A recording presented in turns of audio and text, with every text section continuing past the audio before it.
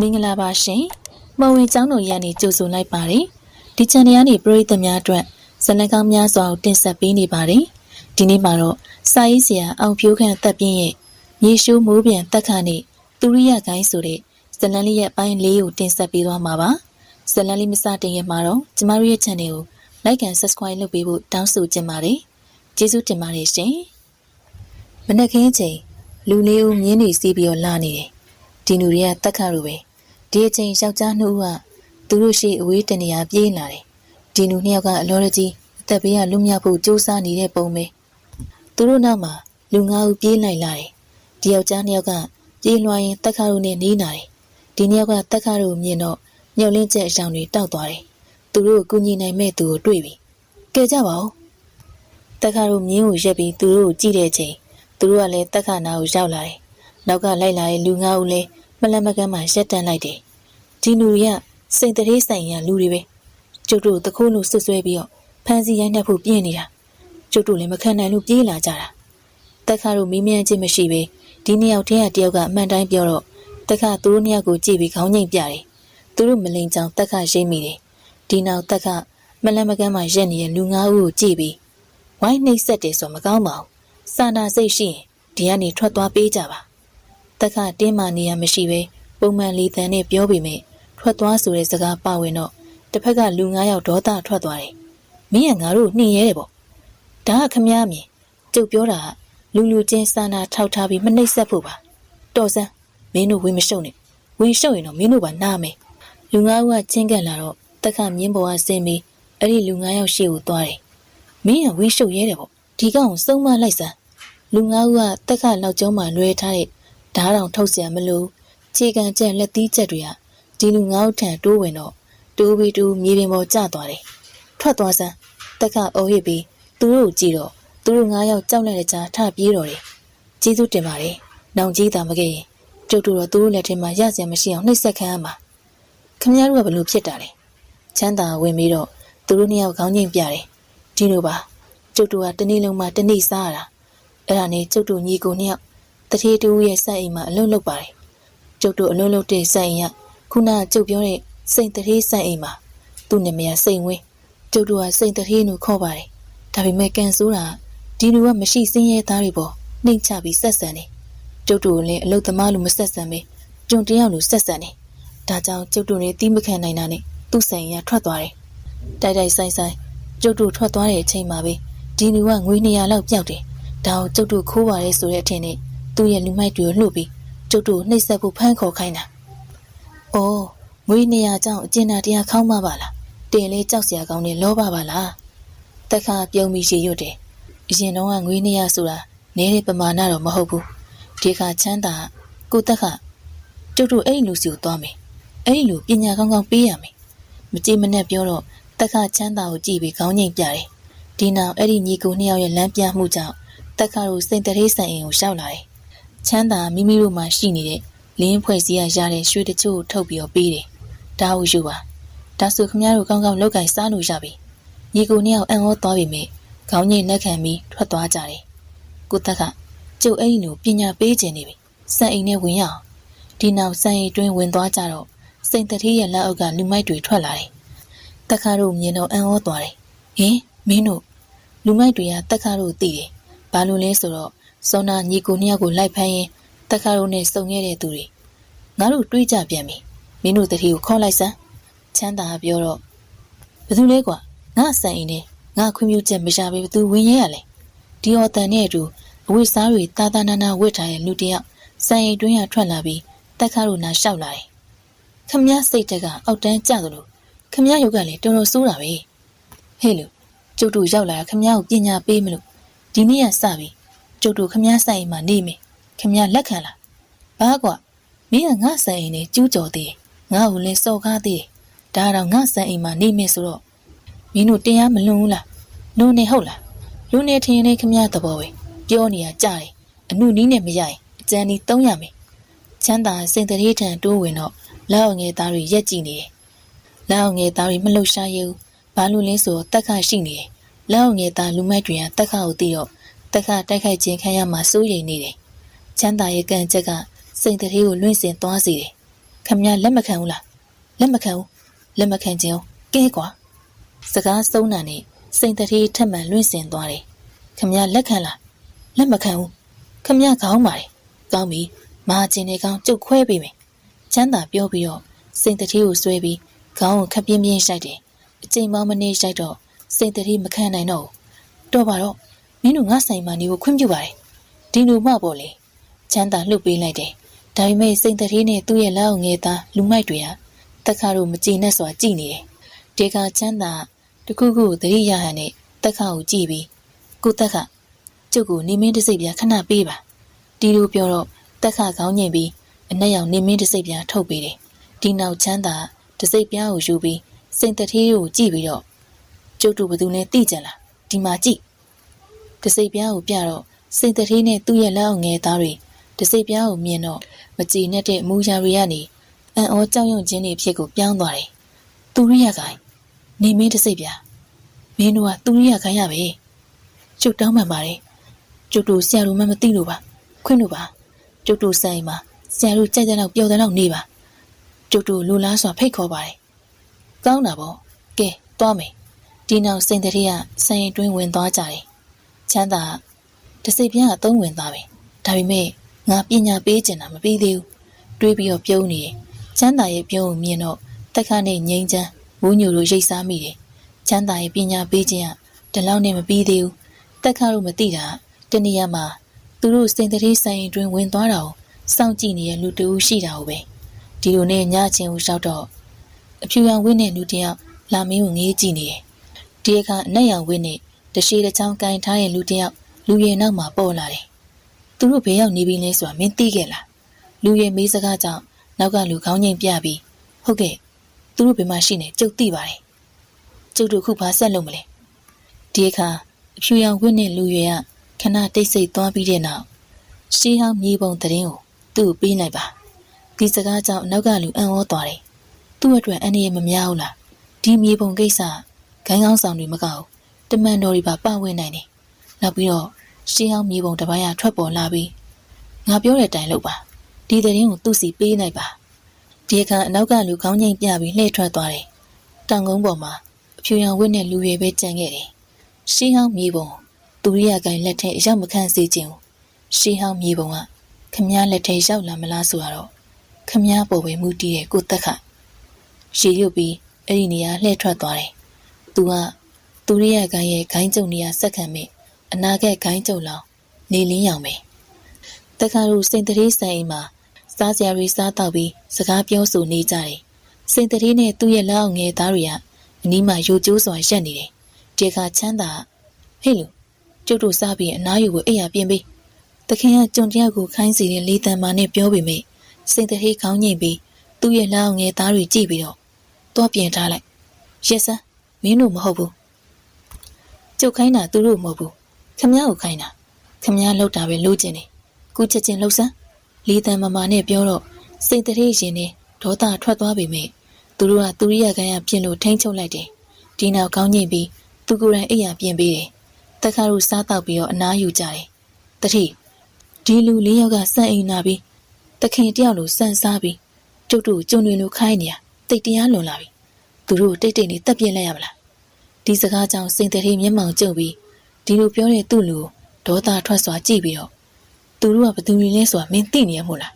သူတို့တက်ဖို့မစိုးနဲ့သူတို့ဒေါသထွက်အောင်လုပ်ရင်တော့ငါတို့တွေခဏအတွင်းအလောင်းဘဝရောက်သွားနိုင်တယ်သူတို့ငါတို့ဆိုင်မှာခဏလေးတီးခံစမ်းပါမနဲ့လင်းတော့တက်ခါတို့တန်ရှင်းလုပ်ဖို့စိန်တတိယရေတွေခတ်ပေးရတယ်စိန်တတိကိုကျုံတရားလိုဆက်ဆံနေခြင်းကချမ်းသာရဲ့အစီအစဉ်ပဲချမ်းသာအစီအစဉ်ကစိန်တတိတို့ပညာပေးခြင်းပဲဒီအချိန်စိန်တတိရဲ့လက်အောင်ငယ်သားတို့ကဆိုင်တွင်အလောရကြီးပြေးဝင်လာတယ်ဆရာတို့လူတယောက်ကတွေ့ကျင်နေတဲ့ဘသူလဲအဲ့ဒါတော့မသိဘူးခေါ်လိုက်ပါတက်ခါပြောတော့လက်အောင်ငယ်သားထွက်သွားတယ်မကြောက်အနက်ရောင်ဝင်းနဲ့လူတယောက်ပါလာတယ်အနီးကိုလျှောက်တော့တက်ခါသူ့ကိုကြည့်တော့ဒီလူကတက်ခါကိုကြည့်တယ်ခမရကျုပ်တို့တွေ့ကျင်တာလားဟုတ်တယ်ဒါပေမဲ့သူကစကားကိုရှက်တန့်ပြီးစိန်တတိနဲ့သူ့ရဲ့လက်အောင်ငယ်သားတွေကိုကြည့်တော့တက်ခါရိမ့်မိရဲ့လားခေါင်းငိမ့်ပြီးခမရတို့ထွက်သွားပေးကြပါပြုံးလိုက်တော့စိန်တတိတို့လည်းထွက်သွားပေးကြတယ်ခန်းအတွင်းမှာတက်ခါတို့ပဲကြံခဲ့တော့ ဒီလူကတက်ခါနီမှာဝင်းထိုင်နေကျုပ်တို့စီနားရဲ့အကြောင်းဘာများလဲကိစ္စတော့အရေးကြီးတယ်ဒါပေမဲ့ငါပြောတဲ့ကိစ္စကိုမင်းတို့ယုံကြည်ဖို့လိုတယ်တက်ခါလေးနဲ့တဲ့မူရနဲ့ပြောတော့တက်ခါဒီလူကိုခေါင်းငိမ့်ပြတယ်လူစိမ်းကတက်ခါနာမည်ကိုဘာကြောင့်သိနေရလဲမေးခြင်းမပြုတော့ဘူးခုငါပြောမယ့်ကိစ္စကသူရိယကိုင်းနဲ့လုံးဝပတ်သက်ဆက်နွယ်နေတယ်သူရိယကိုင်းကောင်းပြီဆက်ပြောပါနှစ်ပေါင်းများစွာအချိန်တုန်းကအဖိုးတန်လွန်နဲ့ရဲဒနာတိုက်ကမြေအောက်တနေရာမှာရှိတယ်မြေအောက်ရဲဒနာတိုက်အမှန်တကယ်ရှိတဲ့နေရာကိုပြနိုင်တဲ့မြေပုံနှစ်ခုရှိတယ်ပထမမြေပုံကမြေအောက်ရဲဒနာတိုက်ရှိတဲ့မြေတီနေရာကိုညွှန်ပြတယ်ဒုတိယမြေပုံကမြေတီနေရာတွေကရဲဒနာတိုက်ရှိတဲ့နေရာကိုညွှန်ပြတယ်ဒါပေမဲ့မြေပုံနှစ်ခုလုံးဘယ်သူမှမပိုင်ဆိုင်ကြဘူးကန်ဆိုးတာမြေပုံကိုမြေနေရာကိုပြတဲ့ပထမမြေပုံကိုလေနှစ်ပိုင်းဖြတ်ထားသလိုဒုတိယမြေပုံဖြစ်တဲ့မြေတီနေရာရတနာတိုက်ရှိတဲ့နေရာကိုအမှန်တကယ်ညွှန်ပြနေတဲ့မြေပုံကိုလည်းနှစ်ပိုင်းဖြတ်ထားတယ်။မြေပုံအပိုင်း၄ခုခုထိဘသူပိုင်ဆိုင်လဲဆိုတာမသိရသေးဘူး။ဒါပေမဲ့ခုတော့မြေပုံအပိုင်းစားတစ်ခုထွက်ပေါ်လာပြီ။သူရိယခံရလူတွေကအမြဲတမ်းမြေပုံ၄ပိုင်းအကြောင်းသတင်းစုံစမ်းနေတယ်။ခုတော့သူတို့လည်းမြေပုံအပိုင်းစားတစ်ခုထွက်ပေါ်လာတဲ့ဆိုတဲ့သတင်းကိုသိရပြီ။မြေပုံအပိုင်းစားထွက်ပေါ်လာတဲ့နေရာလာတာလေးလံဆိုင်ရင်တော့မှာပဲ။လာတာလေးလံဆိုင်ရဒီမြေပုံအပိုင်းစာကိုလေးလံတင်ပြီးရှောင်းလိမ့်မယ်မြေပုံရဲ့လျှို့ဝှက်ချက်ကိုသိတဲ့ဘသူမဆိုလေးလံပွဲရောက်လာလိမ့်မယ်သူရိယကိုင်အပဝင်ပေါ့ဖြစ်နိုင်ဒီမြေပုံအပိုင်းစာကိုဘသူလက်ထဲမှာအရောက်မခံမင်းမင်းရှောင်းအောင်ယူပါတက်ခဒီလိုပြောလို့မင်းကိုအန်ရီရဲ့တွင်နဲ့တွန်းပို့နေရလို့မထင်ပါနဲ့ဒီမြေပုံအပိုင်းစာကိုသူရိယကိုင်လက်ထဲမရောက်စေချင်လို့ပါဒီအခါငိမ့်ချမြေအောက်ရဲရနာတိုက်ရှိနေတာဟိုရင်ချိန်နေရဆိုရင်နှစ်တွေကြာညောင်းခဲ့ပြီဒါကိုသူရိယခံရဘာလို့သိနေရလဲမေးတင်နဲ့မေးကုန်မယ်ကျုပ်ပြောပြမယ်လွန်ခဲ့တဲ့နှစ်40ခန့်မြေအောက်ရဲရနာတိုက်ကြောင့်လောဘတိုက်ပွဲတစ်ခုဖြစ်ခဲ့တယ်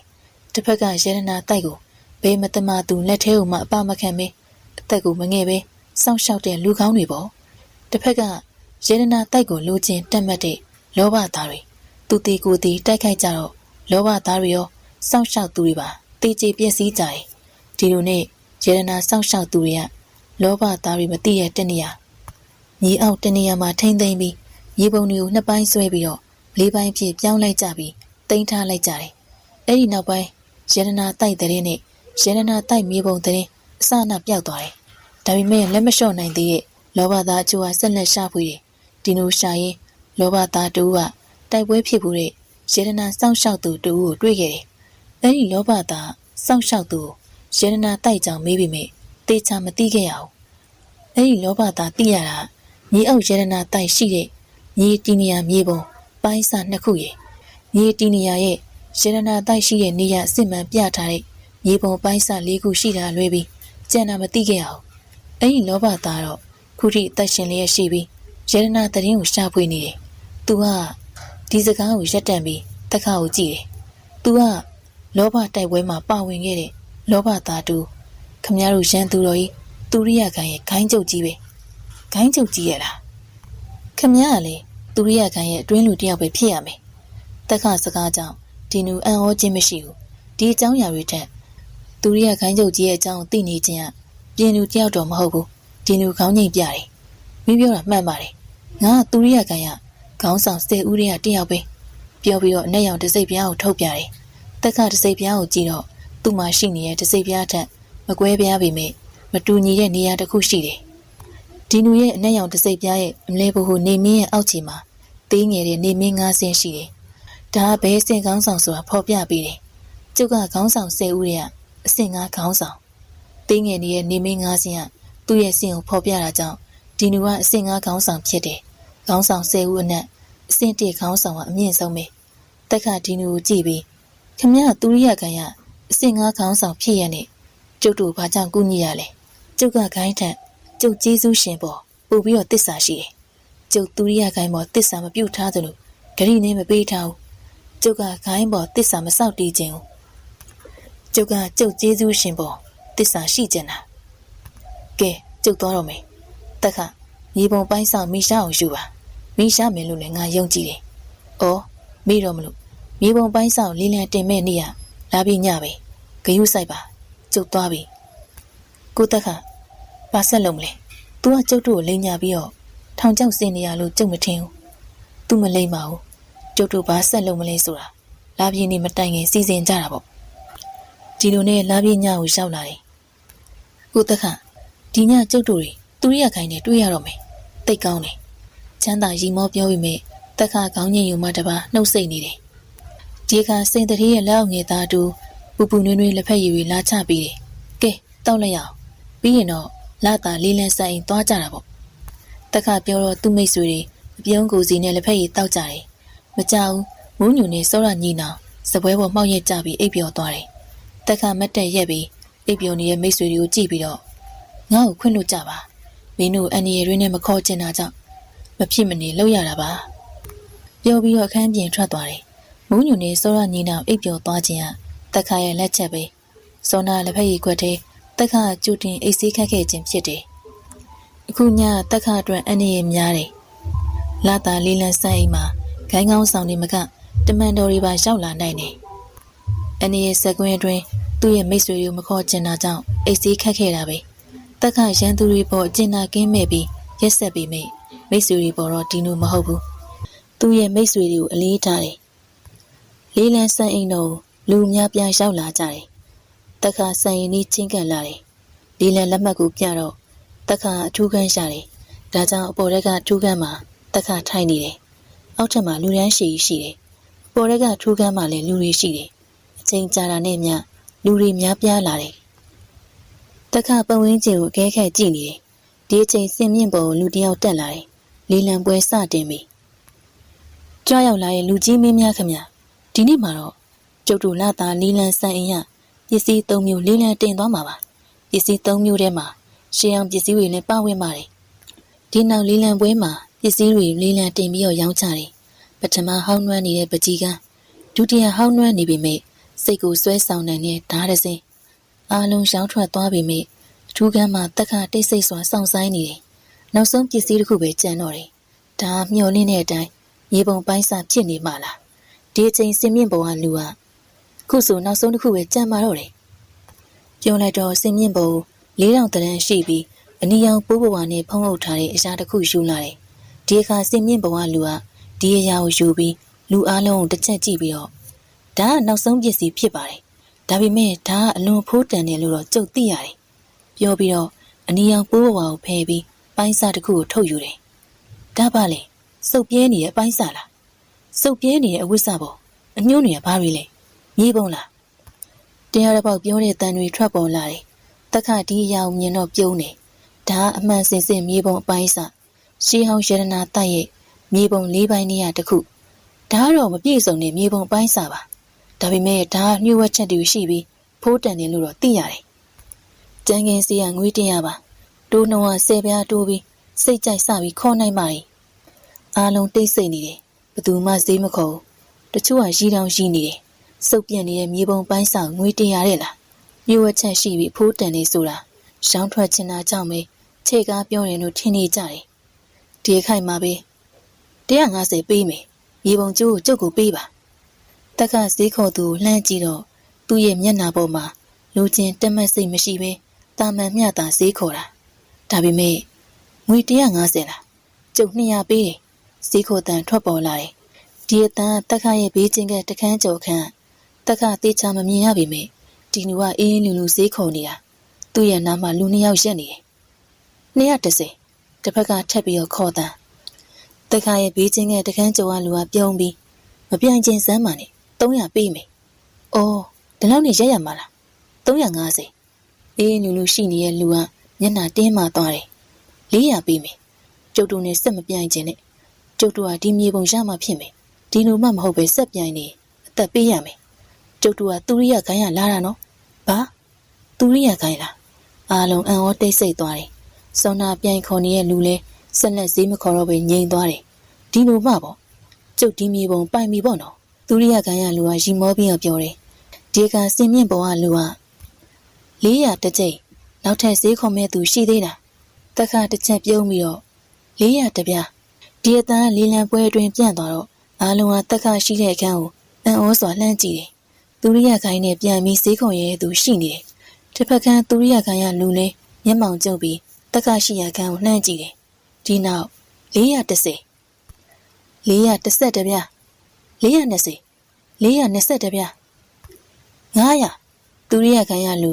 ဒေါသတကြီးစပွဲကိုရိုက်ပြီးဈေးမြင်တယ်တပြားပို့ပြီးပေးပြီးတော့သူနဲ့ပြန်ခေါ်နေတဲ့တက်ခါကိုဒေါသထွက်နေတယ်မင်းဘာတူလဲငါတို့သူရိယခံမှန်းသိရနေရန်စရဲရလားဩကျုံနဲ့မြေပုံလို့ကျင်တယ်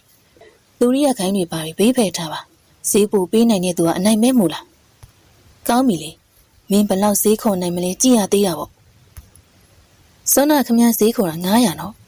ကျုံ900နဲ့တပြားပေးမယ်လီလံပွဲရလူတွေအံ့ဩနေကြတယ်ဒီနောက်650 650တပြားဈေးဘလောက်ပဲမြင့်မြင့်တက်ခါတပြားပူပြီးတော့ပဲပေးတယ်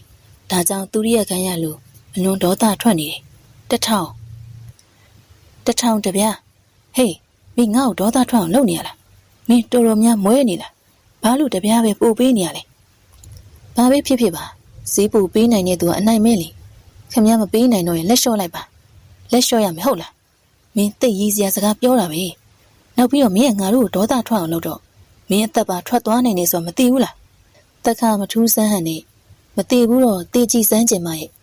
ခင်ဗျားအကျုပ်ကိုတတ်နိုင်မှာရဲ့လားကောင်းလေးမင်းကဘာမို့လဲမင်းအသက်ဘယ်နှချောင်းပါလို့သူရိယခံကိုရန်စရဲတာလေကဲပါစကားများတယ်ဈေးထက်ခေါ်ကြတာပေါ့ဒီလိုနဲ့တဖြည်းဖြည်း9000ထိမြင့်သွားတယ်သူရိယခံရလူကဒေါသထွက်နေပြီမဲ့ဈေးဆက်မခေါ်တော့ပဲသူနီးကလူ2ယောက်ကိုကြည့်ပြီးတော့ငါနဲ့ပြန်ခေါ်နေရလူငယ်တယောက်မို့လားသူမှဖော်ပေါင်းဘယ်နှယောက်ပါလဲငါအထင်တော့ဒီကောင်တယောက်တည်းဖြစ်မယ်ထင်တယ်မြေပုံကငါလက်ထဲပဲရောက်ရမယ်ဒါပေမဲ့ပင်မခံပြီးဈေးမခေါ်တော့ခေါင်းဆောင်ဘာမှမစိုးရင်နဲ့ဒီကောင်လက်ထဲခဏထည့်ပေးလိုက်ဒီကောင်စံအင်းရထွက်သွားရင်ငါတို့သူ့နောက်လိုက်ပြီးသူ့ကိုတက်ပြီးတော့မြေပုံယူမယ်ငွေကုန်ကြလည်းမရှိတော့ဘူးဘာများခက်လဲဒါအပြင်ခိုင်းသားတွေလည်းညှို့ဝှက်ပြီးတော့လိုက်ပါလာကြတယ်မို့လားပြောပြီးတဲ့နောက်ဈေးထက်မခေါ်ပဲငြိမ်သွားတယ်သူ့ထင်တက်ခလက်ထဲကမြေပုံနဲ့တက်ခကိုတက်ချင်းကလွယ်တယ်လို့ထင်နေတယ်ဒါကသူ့ရဲ့အမှားပဲနောက်ဆုံးမြေပုံပိုင်းစာကိုတက်ခပိုင်ဆိုင်သွားတော့တက်ခငွေပေးချေပြီးမြေပုံပိုင်းစာကိုယူပြီးတက်ခဆိုင်ရင်တော့ထွက်ခွာလာတယ်တက်ခနောက်ကိုမျက်ခြေမပြတ်လိုက်ပါလာတဲ့လူတွေရှိတယ်တက်ခသိပြီမဲ့ရှေ့ကိုဆက်လျှောက်သွားတယ်ညင်းနဲ့လာပြီမဲ့ခေါင်းငယ်ထက်မှလာမင်းကတာနေစေလူရစုလက်နဲ့တွေဆွဲပြီးရှောက်လာတယ်မကြခင်သူတို့ခြေနှမ်းတွေရက်တန့်ပြီးအရှိဘက်ကိုကြည့်တော့သူတို့ရှေ့ဘက်မှာဝါခမောက်စောင်းထားပြီးဓာရစင်းလွယ်ထားတဲ့အနဲ့ရောင်လူတအူးသူတို့ကြောပေးရက်နေတယ်မင်းတို့ရောက်လာကြပြီလားတက်ကသူရှိရသူရိယခိုင်းဝင်တွေကိုကြည့်တော့ရှေ့ရဥဆောင်လာတဲ့သူကမြေပုံပေးဒီလူကတက်ခနဲ့ဈေးပြန်ခေါ်တဲ့လူပဲမြေပုံလားစိတ်မကောင်းပါဘူးကျုံလေဒီမြေပုံလိုချင်လို့မပေးနိုင်ဘူးဒါဆိုတက်ပြီးတော့ယူရမယ်တက်နိုင်တက်ပါခမည်းတော်ကျုပ်ကမတိုင်တော့ကျုပ်ကတက်မှာပဲဒီနောက်အဲ့ဒီနေရာမှာတိုက်ပွဲဖြစ်သွားတော့နာကျင်စွာအော်တန်တွေစုညံ့သွားတယ်တက်ကတစ်ချက်တည်းအသက်ချွေရဲ့အဓိကနေရာကောင်းမေးတစ်ချက်တည်းအသက်ချွေပြီးရန်သူတွေအော်ချိန်တော့မရဘူးမြေပြင်ထက်ကတိုက်ပွဲမှာသူရိယခိုင်းသားတွေရဲ့ခေါင်းမပါတဲ့အလောင်းတွေတလောင်းပြီးတလောင်းမြေပြင်ပေါ်လဲကျလာတယ်ချိန်နေမကောင်းတော့ငါတို့တေးရတော့မေးမဖြစ်ဘူးခေါင်းဆောင်ဘာမှမပြောရင်နေပါစေငါတို့အနီးပတ်ဝန်းကျင်မှာရောက်တဲ့ခိုင်းသားတွေကိုကြောင်းကြရမယ်ဒူးတယောက်ကကြောင်းရွံ့စွာရင်ရွတ်ပြီးတိုက်ပွဲတွင်ရထွက်ခွာသွားတယ်သူရိယခိုင်းဆိုတာနဲ့ပဲအားလုံးကကြောက်နေမယ်ထင်လားမင်းတို့မကောင်းတဲ့အမျိုးတွေကိုတုတ်တင်ရှင်းလင်းမဲ့သူတယောက်အမြဲရှိနေတယ်ဘသူပဲမရှင်းလင်းငါတုတ်တင်ရှင်းလင်းမယ်မှတ်ထားမင်းတို့တက်ကိုယူမဲ့သူကကျုပ်တက်ခပဲသူကတက်ခလားငါတို့ခိုင်းကိစ္စတွေကြားမှာဝင်ရောက်နှောက်ယှက်နေတဲ့သူပေါ့တက်ခကိုတွေ့ပြီးဆိုတဲ့အကြောင်းခေါင်းဆောင်တွေကိုအကြောင်းကြားရမယ်ဒီနောက်တိုက်ပွဲတွေကထွက်ခွာသွားတဲ့သူကဆက်ထွက်သွားတော့တယ်မကြခင်အဲ့ဒီနေရာမှာအသက်ရှင်နေတဲ့ရန်သူတူပဲကြံတော့တယ်ဒီနူကတက်ခနဲ့ဈေးပြန်ခေါ်တဲ့သူရိယခိုင်းသားတွေကိုဥဆောင်လာတဲ့သူပဲဒီနူကအလောင်းတွေနီးမှာသွေးဆက်ကြနေတဲ့ဓာတ်ကိုကိုင်ပြီးမတ်တက်ရက်နေတဲ့တက်ခကိုကြောင်ရွံ့စွာကြည့်နေမိတယ်တက်ခကသူ့မျက်နှာမှာပေနေတဲ့ရန်သူသွေးကိုတုပ်ပြီးဒီနူကိုပြုံးကြည့်တယ်တက်ခပြုံးတာမြင်တော့ဒီနူပို့ပြီးတော့ထိတ်လန့်လာတယ်ဒါပေမဲ့တတိဝင်လာပြီးထွက်ပြေးဖို့ပြင်ပေမဲ့နောက်ကျသွားပြီဒါရစင်ကသူ့ရဲ့လေပင်ကိုဖြတ်သွားတော့ဒီနူရဲ့ကိုမပါတဲ့ခေါင်းကလေဟာနယ်အတွင်းဝဲပြီးမြေပြင်ပေါ်ကျလာတယ်ခေါင်းမပါတဲ့ဒီနူရဲ့အလောင်းကမြေပြင်ပေါ်လဲကျသွားတော့နောက်ဘက်မှာတက်ခတယောက်ရက်နေတယ်ဒီနောက်တက်ခဒီနူရဲ့အလောင်းကိုရှာဖွေတော့အ နဲ့ရောင်နေမင်းတစိတ်ပြားကိုတွေ့တယ်။တင်းငယ်တဲ့နေဆယ်စင်းပါတာကြောင့်ဒီနူကနောက်ဆုံးဆင့်10ရောက်မြောက်ခေါင်းဆောင်ဖြစ်တယ်။ဒီနောက်တက်ခအဲ့ဒီနေရာထွက်ခွာသွားတယ်။15မိနစ်ခန့်ကြာတော့ဒီနေရာကိုလူရစုရောက်လာတယ်။သူတို့ကသူရိယခံရခေါင်းဆောင်2ဦးနဲ့ခိုင်းသားတွေပဲ။ရောက်လာတော့မြင်ရတဲ့မြင်ကွင်းကြောင့်အံ့ဩသွားတဲ့ပြင်ဒေါသလည်းထွက်သွားတယ်။အကုန်သိကုန်ပြီ။တက်ခသူတို့အားလုံးတက်လိုက်ပြီပေါ့။ဒီခိုင်သူတို့တွေမဟုတ်ဘူး။ရောက်လာတဲ့ခင်ဗျားတို့ကအကုန်တက်မှာ။ကြည်နေတဲ့အတန်ထွက်ပေါ်လာတယ်။မင်းမတူလေ။မင်းတို့သိမင်းပဲ။တန်နဲ့အတူသူတို့ရှိကိုလူတယောက်ရောက်လာတယ်။သူကတက်ခပဲ။တက်ခအခုနေရာကနေထွက်မသွားခဲ့ပဲရှိနေသေးတာ။မင်းကတက်ခလား။ငါတို့ရှိပေါ်လာရဲတယ်။မင်းထွက်မပြေးဘူးပဲ။ကျုပ်ပြေးခြင်းဒီမှာရက်နေပါမလား။ပထမတိုက်ပွဲမှာတိုက်ပွဲတွင်ကလူတယောက်ထွက်ပြေးသွားတာတက်ခမြင်တယ်။ထွက်သွားတဲ့လူကသတင်းပေးတာဖြစ်မယ်လို့ရိတ်စားမိလို့တက်ခစောင့်ဆိုင်နေတာ။မင်းစီကမြေပုံနဲ့မင်းတက်ပါယူမယ်။စကားတွေများမနေနဲ့။လာစမ်းဒီချိန်ဒီနေရာမှာဒုတိယတိုက်ပွဲဖြစ်ပွားတော့တယ်။ဒီချိန်လူရိတ်နှစ်ခုပေါ်ပွားစွာခုံကျော်လာပြီးရန်သူကြားတက်ခနာရောက်လာတယ်။ရောက်လာတဲ့လူနှစ်ယောက်ကသူရိယခိုင်းသားတွေကိုတိုက်ခိုက်တယ်။သူတို့နှစ်ယောက်ကတက်ခကိုလာပြီးကူညီတာ။နှစ်ယောက်လုံးကမျက်စိနားတစ်ဝိုက်ကလွဲလို့ကျန်တဲ့နေရာတွေကိုမျက်နှာဖုံးစီးထားတာကြောင့်ဘသူပဲဝါဆိုတာမသိရဘူး။ချိန်ကြာတာနဲ့အမျှရန်သူတွေတေဆုံမှုများပြားတော့တဖြည်းဖြည်းနည်းသွားတယ်။တန်ကြာတော့ပဝင်းကျင်ကတိတ်ဆိတ်သွားတယ်။မြေပြင်ထက်မှာသွေးစည်းကျနေတဲ့အလောင်းတွေပဲရှိနေတယ်။ခေါင်းဆောင်2ဦးပဲကျန်တော့တယ်။ခေါင်းဆောင်2ဦးကတက်ခနဲ့သူ့ကိုလာရောက်ကူညီတဲ့သူ2ယောက်ကိုအံ့ဩစွာကြည့်နေတယ်။တက်ခကိုတက်ဖို့လာပြီးမိ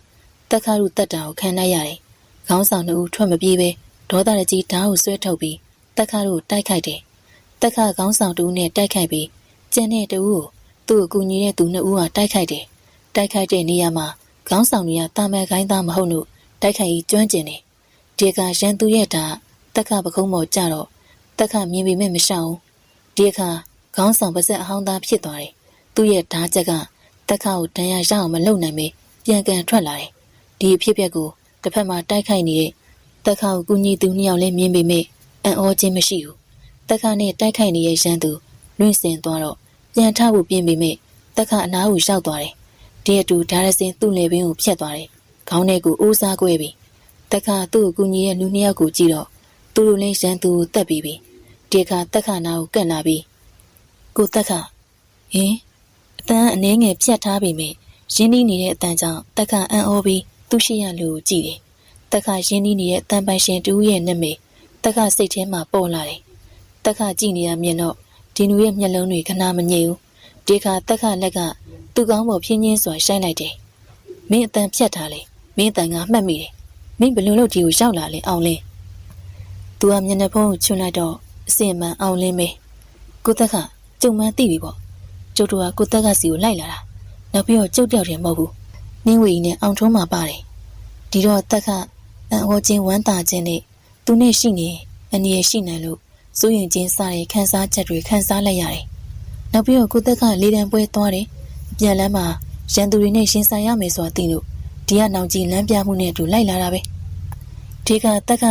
ကအောင်လင်းနဲ့အတူပါလာတဲ့လူကိုကြည့်ရောအံ့ဩသွားတယ်။သူကမျက်နှာဖုံးမထားဘူး။မျက်နှာကိုဖော်ထားတော့သူရခိုင်အစင်ငါးခေါင်းဆောင်ဖြစ်နေရကြောင်းပဲခင်ဗျာဟုတ်ပါတယ်ငါပါတက်ခ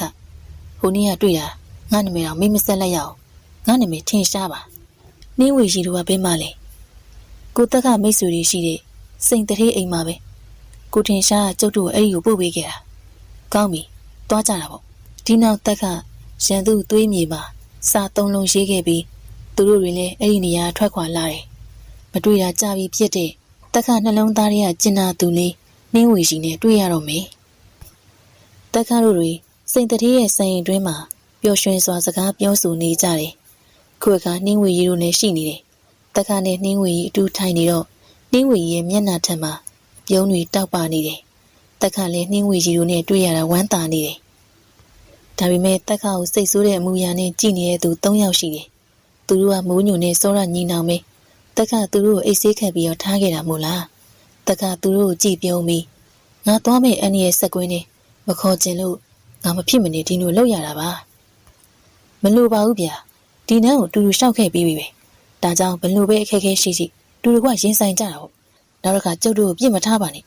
တက်ခါပြုံးပြီးခေါင်းညင်ပြီးတော့နှင်းဝီကြီးတို့ကြည့်ပြီးဒါနဲ့မင်းတို့ကငါဒီမှာရှိနေမယ်ဆိုတာဘယ်လိုသိလဲကျုပ်တို့လူတယောက်လမ်းညွှန်ပေးတာအောင်လင်းကဖြေတယ်လူတယောက်ဟုတ်လားဘသူများလဲသူ့ကိုယ်သူတော့ဒီပလူပြောတာပဲဘာရဲ့ဒီပဟုတ်တယ်ဗျသူကကိုတက်ခါနဲ့တည့်ရထင်တယ်အောင်လင်းပြောတဲ့ဒီပဆိုတာတက်ခါနဲ့ပတ်သက်နေတဲ့ဝိဆာမဟာဒီပပဲအော်ဝိဆာကြီးရဲ့လက်ချက်ကိုတက်ခါပြုံးပြီးတော့တွေးမိတယ်ဒီနောက်တိတ်ဆိတ်နေတဲ့ခေါင်းဆောင်ထင်ရှားကိုကြည့်တော့ခေါင်းဆောင်ထင်ရှားလဲတက်ခါကိုကြည့်နေတယ်ဒီနောက်တက်ခါမိမိရလာတဲ့မြေပုံတစ်ပိုင်းကိုထုတ်ပြတော့ခေါင်းဆောင်ထင်ရှားယူကြည့်တယ်ခဏကြည့်ပြီးတဲ့နောက်တက်ခါကိုပြန်ပြီးတော့တက်ခါမြေပုံသိချကြည့်တယ်ဒီမြေပုံတစ်ပိုင်းကရေရနာတိုက်ရှိရဲ့မြေပုံတီနေအောင်ညှို့ထားတဲ့မြေပုံပိုင်းစာဖြစ်မယ်ဒီတော့ထင်ရှားဟုတ်တယ်နောက်ထပ်မြေပုံပိုင်းစာ3ခုလိုနေသေးတယ်ဒါပေမဲ့ဘယ်မှရှိမှန်းတော့သူရိယခိုင်းချုပ်ကြီးကိုယ်ရနာမသိဘူးခုတော့တပိုင်းမဲ့ထွက်ပေါ်လာသေးတာမြေပုံပိုင်းစာ4ပိုင်းကကြောက်ွယ်နေတယ်ဒါပေမဲ့ပြန်ထွက်ပေါ်လောက်မှာပါခိုင်းချုပ်ကြီးကတကယ်လောဘကြီးတယ်လွန်ခဲ့တဲ့ရက်20ကရွာငယ်တရွာရဲ့မြေအောက်မှာရတနာတိုက်ရှိရဲဆိုပြီးလူတယောက်ကမဟုတ်တဲ့သတင်းပြောတာကိုခိုင်းချုပ်ကြီးကသူ့ရဲ့လူတွေကိုစစ်နှုတ်ပြီးရှာခိုင်းတယ်အဲ့ဒီရွာလူအချို့ဖမ်းဆီးခံရတယ်သူတို့ကကိုတောင်တွင်းရနေမင်းကယ်တင်ခဲ့တဲ့သူတွေပဲတက်ခါခေါင်းငိမ့်ပြတယ်ထင်ရှားဆက်ပြောတယ်ရတနာတိုက်စောက်ရှောက်တဲ့သူတွေကသူတို့တတ်တာမငဲ့ပဲလောဘသားတွေလက်ထဲမရောက်ထိမ့်သိမ့်ကြတယ်ဒါနဲ့ကြုံမိနေတာစောက်ရှောက်သူတွေစကားချိုးဟာကြံနေခဲ့တယ်စောက်ရှောက်သူတွေကရတနာတိုက်ကိုဘလူလူမျိုးလက်ထဲကိုမှမထည့်စေချင်တာဆိုတော့ထင်ရှားတက်ခါကိုကြည့်တယ်ဒီနောက်အများကျိုးသာသနာကျိုးကိုကျိုးမငယ်ပဲထမ်းဆောင်နေတဲ့ယူသားဖြောင်းမဲ့တဲ့လူကောင်းတူလက်ထဲကိုရောက်စီရမယ်အဲ့လိုလူမျိုးလက်ထဲရောက်ရင်လေသူ့အကျိုးတွေမဖြစ်စေရဘူးခေါင်းဆောင်ထင်ရှားပြောပြီးတက်ခါကိုကြည့်တယ်သူစိတ်ကတက်ခါကိုယုံကြည်နေမိတယ်တက်ခါဘလို့ပဲသူရိယခိုင်းနဲ့ရန်သူဖြစ်နေသူမသိပေမဲ့အများကျိုးတွေဖြစ်မယ်ဆိုတာထင်ရှားတယ်တက်ခါရေပုံပိုင်းစာ၄ခုမှာပိုင်းစာတစ်ခုကိုမင်းပိုင်ဆိုင်သွားပြီဒါကြောင့်သူရိယခိုင်းရဲ့အဓိကပြစ်မှတ်ကလည်းမင်းဖြစ်လာနိုင်တယ်အခုရင်ဆိုင်နေရတာတာမန်ခိုင်းသားနဲ့နင်းကြတဲ့ခေါင်းဆောင်တွေတမန်တော်တွေနဲ့တမန်တော်တွေအထူးလေးကျင့်ပေးထားတဲ့အဖွဲ့တွေပါလာနိုင်တယ်ဒါကြောင့်မင်းဂရုစိုက်ပါတက်ခပြုံးပြီးခေါင်းငိမ့်ပြတယ်တမန်တော်မကခိုင်းချုပ်ကြီးပါရင်ဆိုင်ရရင်တော့တက်ခမကြောက်ဘူးသူစိုးရိမ်တာသူအလေးထားတဲ့သူ့မိတ်ဆွေတွေပဲအချိန်ကနေမင်းကကောင်းကင်အလဲတဲ့တဲ့နေ့လေပိုင်းချိန်ဒီကလူတွေစုမြေပြင်မှာတိတ်ဆုံးနေတဲ့အလောင်းတွေနီးမှရှက်နေတယ်ဒီအလောင်းတွေကတက်ခလက်ချက်နဲ့ဘဝကူးသွားတဲ့သူတွေဒီနူစုကတခြားမဟုတ်ဘူးသူရိယခိုင်းသားတွေဒီခိုင်းသားတွေကိုဥဆောင်လာသူကသူရိယခိုင်းရဲ့ခေါင်းဆောင်တူဒီထက်တိကျအောင်ပြောရရင်ခေါင်းဆောင်ကအဆင့်9ခေါင်းဆောင်အဆင့်9ခေါင်းဆောင်ကသူရှိရတံပုံရှာပုံအလောင်းတွေကိုကြည့်ပြီးဒေါသထွက်နေပြီမေဒေါသကိုပောက်ကွဲစေတဲ့အရာအလောင်းတွေနီးမှသွေးနဲ့ရေးထားတဲ့စာ3လုံးကြောင့်ပဲအဲ့ဒီစာကျုပ်တက်ခါတဲ့တက်ခါမင်းမဲဖြစ်ပြန်ပြီလားငါတို့ခိုင်းကိစ္စကိုနှောက်ယှက်တဲ့လူကလည်းမင်းမဲခုလဲမင်းမဲမင်းပဲမလဲမင်းကငါတတ်မယ်ခေါင်းဆောင်ဒေါသကြီးစွာပောက်ကွဲတော့တယ်တက်ခါသူ့နားမှာရှိရင်တွေးဝေခြင်းမရှိပဲတက်ပြစ်မှာအမှန်ပဲဒီလိုနဲ့အခုဖြစ်ကသူရိယခိုင်းတွင်ပြန့်နှံ့သွားတယ်သူတို့ရဲ့ရန်သူတော်ကြီးတက်ခနာမည်လဲခိုင်းတွင်ပြန့်နှံ့သွားတယ်ညချိန်ကောင်းကင်ကလာမင်းကိုတက်ခငေးမောကြည့်နေမိတယ်ဒီအချိန်လူရိတ်တစ်ခုခြံဝင်းထဲဝင်လာတယ်သူဟာထင်ရှားပဲတက်ခခေါင်းဆောင်ထင်ရှားကိုကြည့်တော့ထင်ရှားတက်ခနီးကိုရောက်လာပြီးပြုံးပြီးတော့မင်းကိုပေးစရာသတင်းရှိတယ်ဘာများလဲခိုင်းသားချိုးနဲ့ခေါင်းဆောင်တယောက်အကျိုးမြတ်ကြီးကြီးမားမားရှာဖို့ခရီးတစ်ခုထွက်လိမ့်မယ်ကောင်းပြီလမ်းတစ်ဝက်မှာတယ်သူတို့တေးရလမ်းကိုမြန်းစေရမယ်ခရီးထွက်မဲ့နေရမနှက်ပြန်ပါခရီးစဉ်မှာတာမန်ခိုင်းသားတွေပဲပါဝင်လိမ့်မယ်ထူးခိုင်းသားတွေပါဝင်မှာမဟုတ်ဘူးခုလိုသတင်းပေးတဲ့အတွက်ကျေးဇူးပါကိုထင်ရှားဒီခွင့်ရေးကိုကျုပ်လက်လွတ်မခံဘူးခွင့်ရေးကိုတုံးချပါမယ်ခေါင်းဆောင်ထင်ရှားပြုံးနေဒီနောက်သူရိယခိုင်းသားတွေခရီးထွက်မဲ့အချိန်နဲ့ဘယ်လမ်းကိုသွားမယ်ဆိုတာရှင်းပြပြီးတဲ့နောက်ထွက်ခွာသွားတယ်တက်ခစိန်တတိဆန်အိမ်တွင်ဝင်သွားတော့တယ်မနက်ခင်းအချိန်ကျေပြန့်တဲ့မြေလွင်ပြင်မှာလူရစုထိုင်နားနေတယ်သူတို့ပုံစံခရီးသွားကုန်သည်တွေရဲ့ပုံစံတွေကဲနားနေရရက်တော့ခရီးဆက်ကြမယ်ခေါင်းဆောင်ပြည့်ရန်တူသူကအမိန့်ပြီးတော့အားလုံးတွေးဝေခြင်းမရှိပဲမြင်းပေါ်တက်ပြီးခရီးဆက်ကြတယ်ဒီလိုဆက်ပြီးမကြဘူးတနေရာလျှောက်တော့သူတို့တွေရက်တန့်သွားတယ်သူတို့ရှိမှလူ3လမ်းပိတ်ထားတာကြောင့်ပဲလူစုရဲ့ခေါင်းဆောင်ကလမ်းပိတ်ရက်နေလို့သဘောမကျဟန်နဲ့မျက်မှောင်ကျုပ်ပြီးဒီလူ3ယောက်ကိုကြည့်ပြီးတော့မင်းတို့ဘာတူလဲခုချက်ချင်းလမ်းကဖဲစမ်းခေါင်းဆောင်အုပ်ဟစ်တော့ လူ3ယောက်တည်းကအလေရတူကမော့ပြီးတော့ပြုံးပြတယ်ဒီနူတွေကတက်ခါတို့ပဲမင်းတို့သွားတဲ့လမ်းမှားနေတယ်သူရိယခံရခွေးတယ်ဒီစကားကြောင့်လူစုကဒေါသထွက်သွားတယ်မိမိတို့ဘလို့ခေါ်လိုက်တာလဲမင်းဘာတူလဲငါတို့ကသူရိယခိုင်းသားနေမယ်ဘလို့သိရလဲဘာလို့လဲဆိုတော့ကျုပ်ကတက်ခါဖြစ်နေလို့ပဲဘာတက်ခါဟုတ်လားအားလုံးအံ့ဩသွားပြီမေဒေါသထွက်သွားတယ်တက်ခါရဲ့နာမည်ကိုသူရိယခံရမသိသူမရှိဘူးတက်ခါဆိုတာသူတို့ရဲ့ရန်သူတော်ပဲမင်းကတက်ခါဖြစ်နေရောလားဒါဆိုရင်တော့ကောင်းတာပေါ့မင်းကိုတက်ပေးရတာပေါ့မင်းကိုငါတက်လိုက်ငါရာထူးနဲ့မြင့်တက်ပြီးစုကြည်ရမှာပဲဟုတ်လားဒါဆိုလေဘသူကဘသူ့ကိုတက်ပြီးဘသူသိမလဲဆိုတာကြည့်ရတာပေါ့လာအသေးခံလက်ဒီနောက်ရန်သူတွေကတက်ခါတို့ဝင်ရောက်တိုက်ခိုက်တော့တယ်ဆိုတော့ညီနောင်နဲ့မိုးညူတို့လည်းရန်သူတွေကိုမညမတာတိုက်ခိုက်တယ်နောက်ဆုံးတော့ရန်သူအားလုံးတူတယောက်မှအသက်ရှင်လျက်မကြံတော့ဘူးဒီနောက်ရန်သူသွေးနဲ့မြေမှာစာရေးခဲ့ပြီးဒီနေရာထွက်ခွာသွားတော့တယ်တက်ခါမသိတာအဖြစ်ပြန်အားလုံးတနေရာမမြင်ကြရကနေပုံခုကြည့်နေတဲ့သူ3ယောက်ရှိတယ်သူတို့တွေကတယောက်ကသူရိယခံရဲ့ခေါင်းဆောင်တယောက်တိကျအောင်ပြောရရင်အစင်ချောက်ခေါင်းဆောင်သူကတက်ခါဖြစ်မယ်မင်းတို့နှစ်ယောက်သူ့နောက်ကိုလိုက်ပြီးသူတို့ဘယ်မှာနေလဲသိအောင်တွားစုံစမ်းအစင်ချောက်ခေါင်းဆောင်အမိန်ပြီးတော့ဘေးကနှစ်ယောက်ခေါင်းငိမ့်ပြီးတော့ထွက်ခွာသွားတယ်ခီးစင်မှာအစင်ချောက်ခေါင်းဆောင်တာဝန်ပေးပေမယ့်အစင်ချောက်ခေါင်းဆောင်ကတက်ခါရန်ကိုသိလို့သူကအဖွဲထဲမှာမနေပဲတနေရာစောင့်ကြည့်ခဲ့တယ်အစင်ချောက်ခေါင်းဆောင်ကငတုံးတယောက်မဟုတ်ဘူးသူရိယခံရခိုင်းသားတွေအပြင်ကိုရောက်တော့မိမိတို့ရန်သူတော့တက်ခါရောက်လာမေးဆိုတာရှိတ်စားမိလို့စောင့်ကြည့်နေခဲ့တယ်ဒါအပြင်အခုတက်ခါဘေးမှာနေလင်းစုံစမ်းနိုင်တော့မယ်ဒီနောက်အစင်ချောက်ခေါင်းဆောင်လေးဒီနေရာထွက်ခွာသွားတော့တယ်နှစ်ပတ်ခန့်အကြာတက်ခါတယောက်စိန်တရေဆန်အိမ်မှာလှုပ်ရှားခြင်းမရှိငြိမ်သက်နေတယ်ခေါင်းဆောင်ထင်ရှားထန်လေးဘာတည်းမှမရဘူးသူရိယခိုင်လေးငြိမ်သက်နေတယ်ဒီနေ့တက်ခါတယောက်မြို့လမ်းမထွက်ပြီးလမ်းလျှောက်လာတယ်သူနဲ့အတူစောရညီနောင်မိုးညိုလည်းပါလာတယ်တက်ခါပဝင်းကျင်ကိုကြည့်ပြီးတဘာဝလီကိုရှူရှိုက်တယ်ဒီအချိန်ကလေးမတယောက်လမ်းမပေါ်ပြက်လျှောက်လာတယ်ဒီအချိန်လူနှစ်ဦးကမြင်းကိုလမ်းထက်မှာအရှိန်ပြင်းပြင်းစီးနှင်လာတော့လမ်းမထက်မှာကလေးမရှိနေရတော့အရှိန်လျှော့ခြင်းမရှိဘူးတက်ခါလင်းမြန်စွာပြေးပြီးလမ်းမထက်ကကလေးကိုဆွဲဖမ်းပြီးတော့လမ်းဘေးကိုချတော့လွတ်မြောက်သွားတယ်တက်ခါကလေးကိုမညမတာနဲ့မြင်းနဲ့တိုက်ဖို့ရွှေတဲ့မြင်းဘဝလူကိုတစ်ချက်ကြည့်တော့မြင်းဘဝလူကလည်းတက်ခါကိုတစ်ချက်စောင်းငယ်ကြည့်ပြီးထွက်သွားတယ်တက်ခါလိုက်သွားခြင်းမရှိဘူးကျေးဇူးတင်ပါတယ်ကိုကြီးနူးညံ့ပြီးအပြစ်ကင်းတဲ့ကလေးမရဲ့အတန်ကြောင့်တက်ခါကလေးမကိုပြုံးကြည့်ပြီးနောက်ကလမ်းမပေါ်ထွက်မစွန့်နေတော့တမီးကလမ်းမပေါ်ထွက်ဆိုတာမဟုတ်ပါဘူးတမီးဖိုးပေးတဲ့ပစ္စည်းတွေပြုတ်ကျကြံလို့တွားကောက်တာကလေးမရဲ့လက်ထဲမှာအရာတစ်ခုကိုတင်းကျပ်စွာစုပ်ကိုင်ထားတယ်တက်ခါသတိမထားမိဘူးဒီအချိန်လူတူကကလေးနာရှောက်လာပြီးတမီးအဖေတမီးဘာလုပ်နေရလဲအဖေပြန်တာတမီးပါမလာလို့စိတ်ပူနေရတမီးကဒီမှာကြံခဲ့တာ哦တမီးလိုက်မလာတာမဟုတ်ပါဘူးအဖိုးရဲ့ပစ္စည်းပြုတ်ကျကြံခဲ့လို့ပြန်ကောက်နေရပါ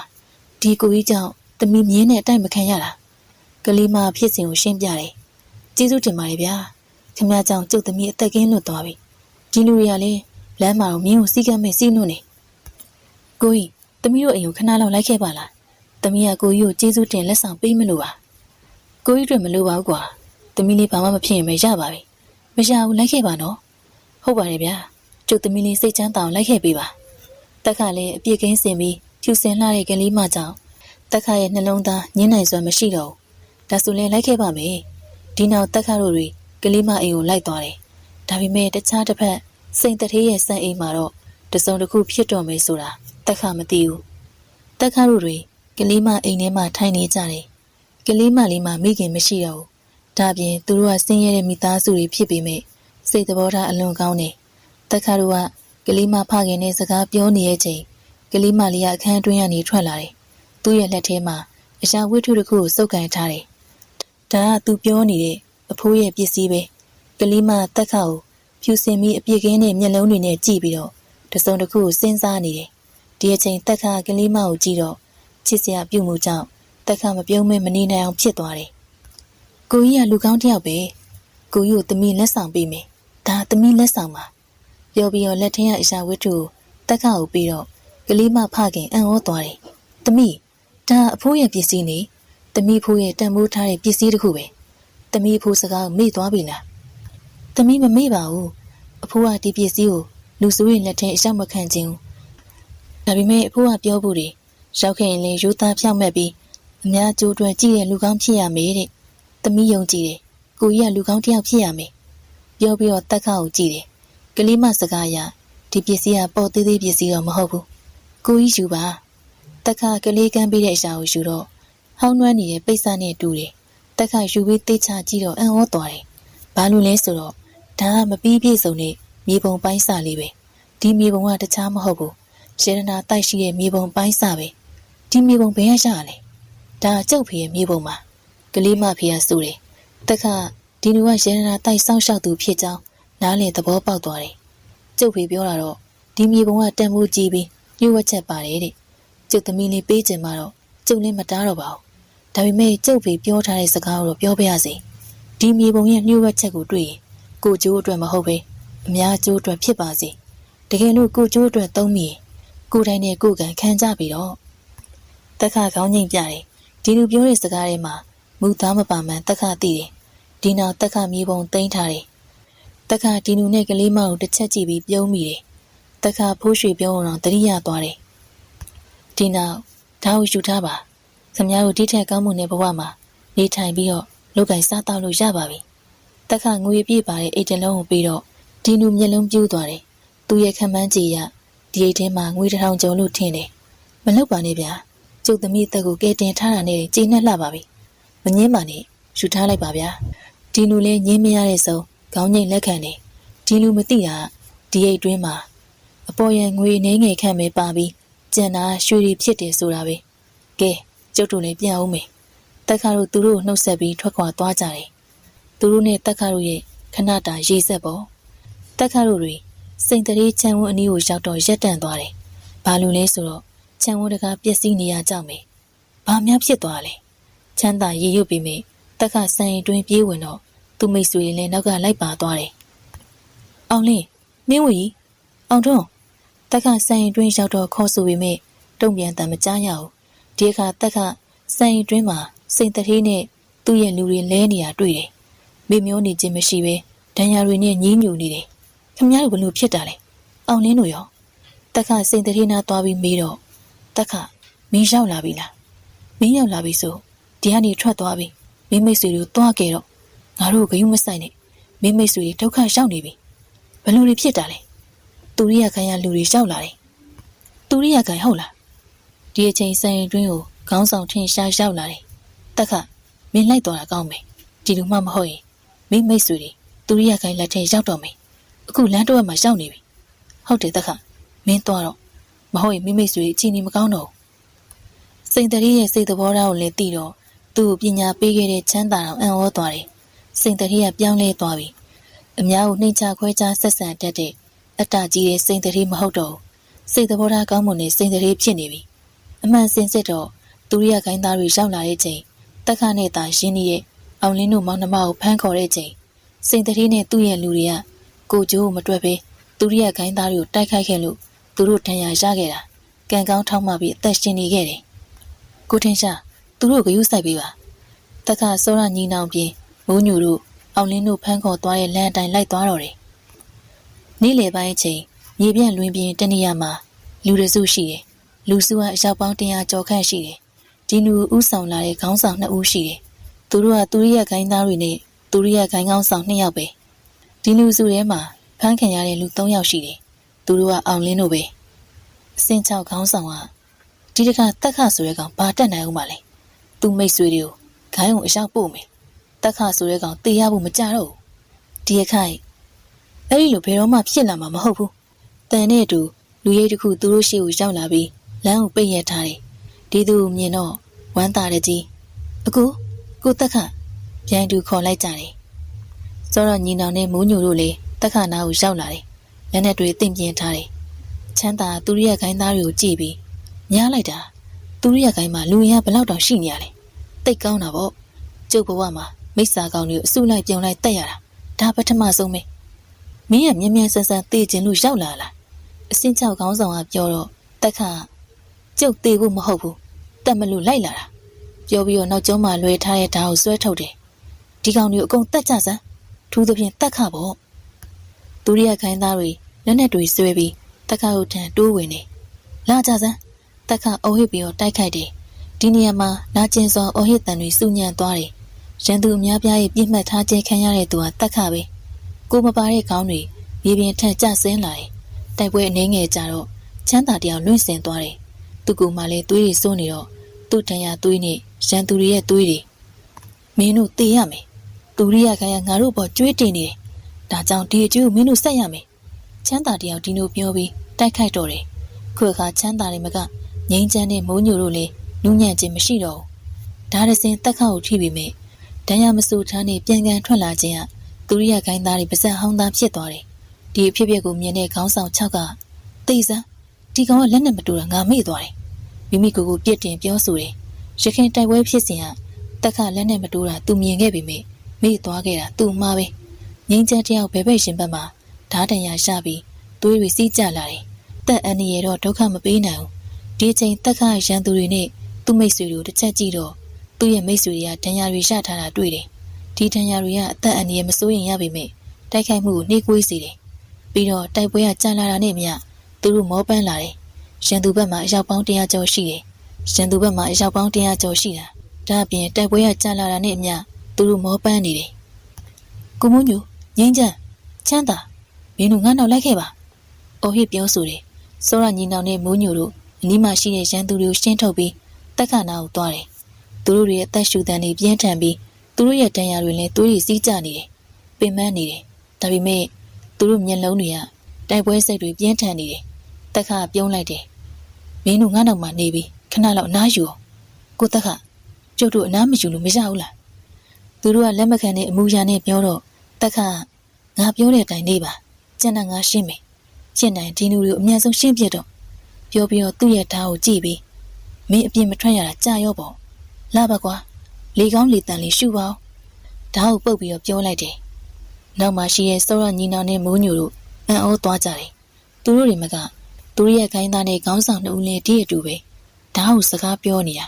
သူတို့မသိတာတက်ခါဓာဝိညာဉ်ကိုခေါ်နေတာပဲဒီအချိန်မှာတင်တက်ခါမျက်လုံးကတဖြည်းဖြည်းအနီရောင်ပြောင်းသွားတယ်အားလုံးအံ့ဩပြီမေအောင်လင်းတို့ကတော့အံ့ဩခြင်းမရှိဘူးသူတို့တီးထားပြီးတာမို့လို့ပဲလာကြစမ်းတက်ခါအုံဟစ်ပြီးရန်သူထံပြေးဝင်နေအမှန်စင်စစ်ဓာဝိညာဉ်ကတက်ခါကိုယ်ထဲမှာရောက်နေပြီတူပြီးတူခေါင်းပြက်ပြီးတိတ်ဆုံးလာတယ်ညံဆန်လွန်းလာတယ်တဖြည်းဖြည်းရန်သူတွေတိတ်ဆုံးသွားတာလူရောက်20ခန့်ပဲကြံတော့တယ်သူရိယခိုင်းသား20လောက်ကလည်းတက်ခါကိုကြည့်ပြီးထိတ်လန့်နေကြတယ်ဒီအခါတက်ခါရန်သူတွေရှိမှသွေးတွေတစ်စက်ပြီးတစ်စက်ကျနေတဲ့ဓာတ်ကိုကန်ပြီးရှက်နေတယ်တက်ခါရဲ့မျက်လုံးကခုအခါပုံမှန်အတိုင်းပဲဓာဝိညာဉ်ဝင်ရောက်နေခြင်းမရှိတော့မင်းကငါကိုယ်တိုင်တတ်မယ်အစင်းကြောက်ကောင်းဆောင်တီးမခံနိုင်တော့ပဲလက်နဲ့ဆွဲပြီးတော့တက်ခါတံဝင်တိုက်ခိုက်တယ်သူတို့ရဲ့လက်နက်တွေကတက်ခါကိုဒဏ်ရာရအောင်မစွမ်းနိုင်ဘူးဒီလိုနဲ့ရန်သူတွေမြေပြင်ထက်မှာအလောင်းတွေနဲ့ဘဝပြောင်းသွားတယ်တက်ရှင်နေတဲ့သူကသူရဲ့ခိုင်းသား9ဦးနဲ့ခေါင်းဆောင်2ဦးပဲရှိတယ်အစင်းကြောက်ကောင်းဆောင်လွင့်စင်သွားတယ်ပြန်ထလာတော့သူ့ရဲ့ခန္ဓာကိုယ်ပိုင်းကစုပ်ပြတ်နေတယ်အစင်းကြောက်ကောင်းဆောင်ကပေါ်ပိုင်းအဝတ်ကိုဆွဲချွတ်တော့တောင်တင်းနဲ့ကြွက်သားတွေပေါ်လွင်နေတယ်ဒါကသူ့အမားပဲဘာလို့လဲဆိုတော့တက်ခါရဲ့ကြီးကသူ့ရဲ့ခန္ဓာပေါ်ရောက်သွားတော့လက်ဝဲဘက်လက်မောင်းမှာရှိတဲ့ဓာတ်တန်ရအမာရွတ်မှာအကြီးရရက်တန့်သွားတယ်ဓာတ်တန်ရအမာရွတ်ကိုမြင်တော့တက်ခါဓာတ်ကင်ထားတဲ့လက်ကဒေါသကြောင့်တုန်လှုပ်လာတယ်ခမများပဲတက်ခါအေးဆက်စွာပြောပြီးအစင်းချောက်ကောင်းဆောင်ပြင်းထန်ဝင်ရောက်တိုက်ခိုက်တယ်ခဏကြာအစင်းချောက်ကောင်းဆောင်လွင့်စင်သွားတယ်တက်ခါလက်ချက်ကြောင့်ရင်ဘက်မှာဓာတ်တန်ရရသွားတယ်ပြန်ထဖို့ပြင်ပေမဲ့နောက်ကျသွားပြီဓာတ်ရစင်သူ့ရင်ဘက်ဖြတ်သွားတယ်ဒဏ်ရာရယုံပဲအသေးမဟုတ်သေးဘူးတက်ခါဓာတ်ချက်ကသူ့ရဲ့တက်ကိုချွေးနိုင်ပေမဲ့တက်ခါမလုတ်ခဲ့ပဲနာကျင်မှုပဲပေးခဲ့တယ်ဒီအချိန်နောက်ထပ်ဓာတ်တစ်ချက်အစင်းချောက်ခေါင်းဆောင်ရဲ့ကိုယ်ပေါ်ကျရောက်သွားတယ်အစင်းချောက်ခေါင်းဆောင်နာနာကျင်ကျင်အော်ပြီးသွေးတွေအန်းလာတယ်မင်းငါ့ကိုဘာလို့မတက်သေးရလဲဘာလို့မတက်သေးရလဲခမများသိကြလား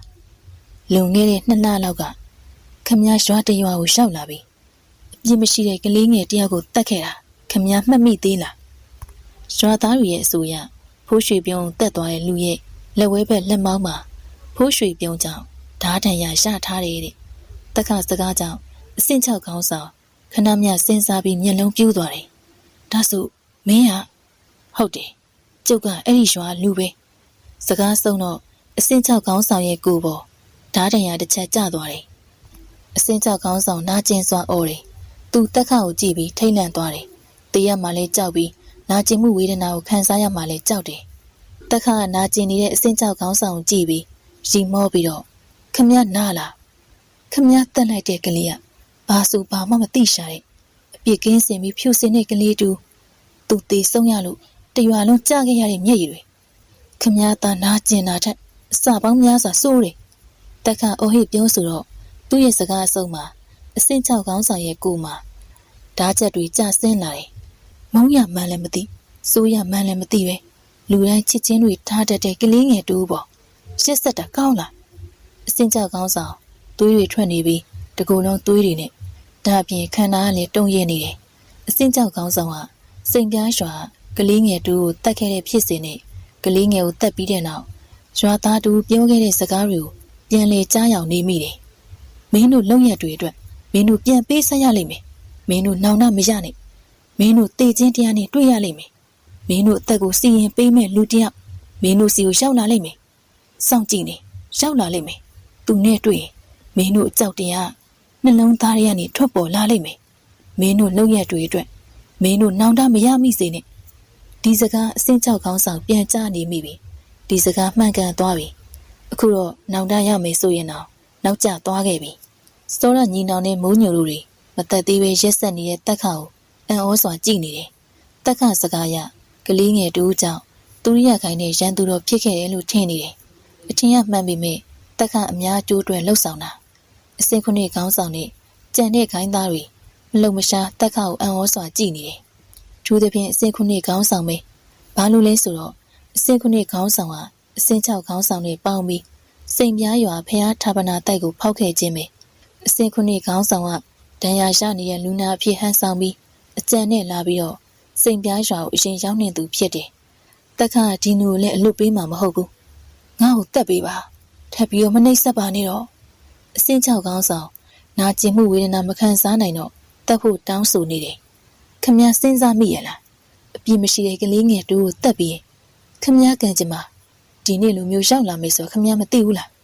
ခမည်းအခုသိရင်တော့နောက်ကျသွားပြီဒီနောက်တက်ခါလူနဲ့မတူတဲ့အတိုင်းတွေးလူသားဖြစ်နေတဲ့အစင်ချောက်ခေါင်းဆောင်ကိုကြည့်ပြီးကျုပ်ဘဝထဲကနေကျုပ်ညီလေးကိုဆွဲထုတ်သားတဲ့အပြစ်ပဲအော်ဟစ်တန်နဲ့အတူဒါရစင်အစင်ချောက်ခေါင်းဆောင်ရဲ့လေပင်ကိုဖြတ်သွားတော့လေယာနဲ့အတွင်းကိုမပါတဲ့ခေါင်းပြန်ဝဲပြီးမြေပြင်ပေါ်ကျသွားတယ်အစင်ချောက်ခေါင်းဆောင်တိတ်ဆုံးပြီဒီနောက်တက်ခါကြံနေရဲ့အစင်ခုံခေါင်းဆောင်နဲ့ခိုင်းသား9ဦးကိုကြည့်တယ်တက်ခါရဲ့အကြည့်နဲ့စုံတော့သူတို့နှလုံးသားအကြောက်တရားကြောင့်လှုပ်ခတ်သွားတယ်အတိဝင်လာပြီးပြေးကိုပြင်းပေမဲ့နောက်ကျသွားခဲ့ပြီပြေးရင်တော့လွတ်မြောက်မှာမဟုတ်တော့ဘူးသူတို့တွေလည်းတက်ခါလက်ထဲမှာအသက်ပြောက်သွားခဲ့တယ်ဒီနောက်တော့တက်ခါတို့လည်းအဲ့ဒီနေရာထွက်ခွာသွားတော့တယ်ပရိသတ်များရှင်